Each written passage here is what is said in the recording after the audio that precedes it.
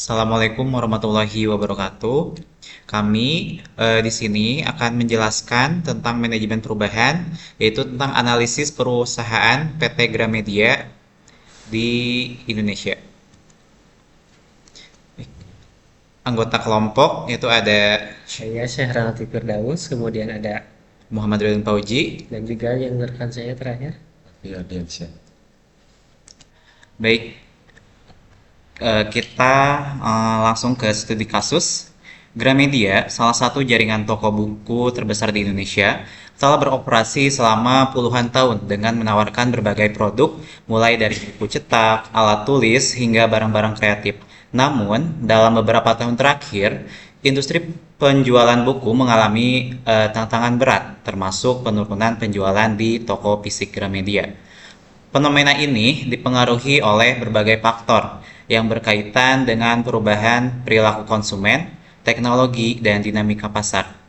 Penurunan penjualan buku di Gramedia dapat dilihat dari berkurangnya kunjungan ke toko fisik, penurunan volume pembelian buku, serta peningkatan biaya operasional. Di sini saya akan menjelaskan juga diagnosis perusahaan.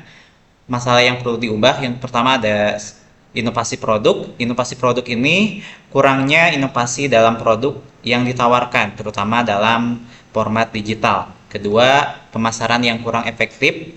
Pemasaran yang kurang efektif, strategi pemasaran yang kurang optimal untuk menjangkau generasi muda. Yang ketiga, distribusi.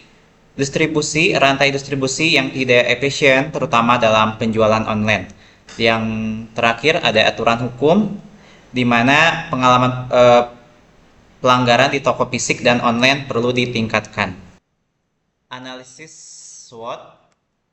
Analisis SWOT atau strength, kekuatan. Yang pertama ada brand image, dan yang kedua ada produk original, ketiga di diversifikasi produk, keempat ada jaringan distribusi, dan yang terakhir ada berstandar SNI.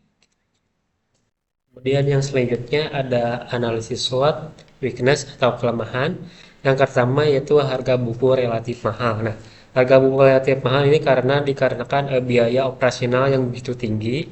Kemudian juga yang kedua yaitu toko hanya ada di kota-kota besar. Nah, untuk toko-toko di kota besar itu sama seperti harga buku yang relatif mahal karena ada biaya operasional yang tinggi juga. Kemudian yang ketiga yaitu ketergantungan pada penjualan fisik. Nah, karena kelemahan dari Gramedia itu masih dalam berjualan toko fisiknya.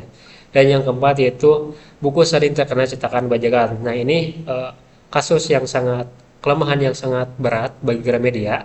Mengapa? Karena banyak sekali cetakan-cetakan bajakan yang tidak bisa digubris oleh pemerintah. Kemudian yang selanjutnya ada opportunity atau peluang. Itu yang pertama pelanggan yang loyal. Nah, yang pertama pelanggan yang loyal ini mulai dari pelanggan menengah ke atas ya teman-teman. Kemudian yang kedua yaitu pertumbuhan e-commerce. Nah, untuk sekarang pertumbuhan perusahaan Gramedia di e-commerce itu mulai naik terutama di seperti marketplace dan web. Yang ketiga yaitu kemitraan strategis. Mereka memiliki mitra yang mulai strategis seperti kolaborasi dan yang lainnya. Yang terakhir itu keempat, Gramedia mengembangkan bisnisnya tidak hanya buku saja. Sekarang mulai merambah ke seperti ekspedisi, seperti ada KG Express dan yang lainnya. Kemudian yang terakhir yaitu analisis SWOT yaitu threat atau ancaman. Nah, yang pertama pasti buku bajakan karena untuk buku bajakan ini untuk sekarang itu masih susah untuk ditegakkan untuk hukumnya. Yang kedua yaitu ada persaingan pemesanan buku secara online karena mereka saling berjibaku dengan penerbit-penerbit lainnya untuk menjual buku secara online. Yang ketiga yaitu kurangnya hukum yang berlaku, nah seperti pembajakan dan yang lainnya. Dan yang terakhir adalah dalam krisis ekonomi. Nah, untuk krisis ekonomi ini tidak bisa diganggu gugat karena itu sudah masuk ranahnya nasional. Untuk selanjutnya ada rencana aksi. Pertama ada inovasi produk, yaitu mengembangkan e-book dan audiobook. Yang kedua, menciptakan konten digital interaktif. Selanjutnya, pemasaran yang kurang efektif. Pertama, menggunakan media sosial untuk menjangkau audiens lebih mudah. Terakhir, meluncurkan kampanye pemasaran yang menarik dan relevan. Selanjutnya ada distribusi. Yang pertama meningkatkan platform e-commerce untuk penjualan online. Kedua, mengadopsi teknologi untuk meningkatkan efisiensi rantai pasokan.